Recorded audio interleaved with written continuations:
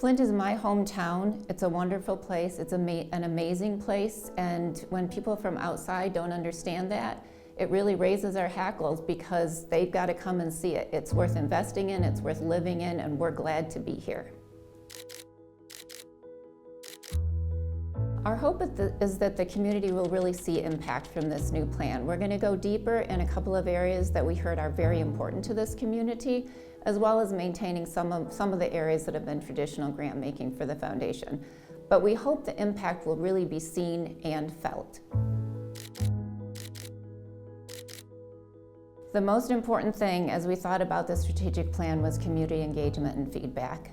We have heard over and over from residents about the importance of neighborhoods and safety and where they live and work and how they want this community to be.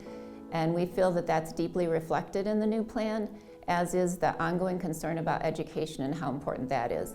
But the plan is about what we've heard from the community. The new strategic plan is really built around 5 initiatives. 2 of them are areas that we plan to go very deep in, and those are education and housing and blight. And those are areas that over and over we hear are very important to the community, and what we're trying to do here is make a sustained commitment in those areas so that we can really see differences and move the needle. The other 3 areas are by no means less important, but they're areas that are traditionally important to the foundation and that will impact the community as well. One of them is childhood poverty, addressing childhood poverty. That's a deep concern in this community, and we're looking at multiple ways that we can go at that issue along with partners and others. We're always concerned about economic development and the economic strength of our community.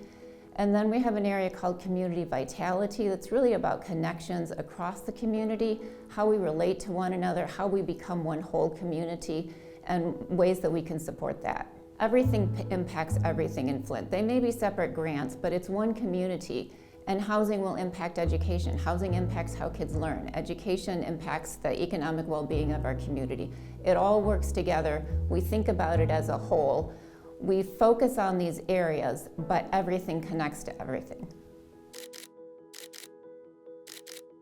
Although there's not really one story that stands out from all of my time at the foundation, there's a kind of story that stands out.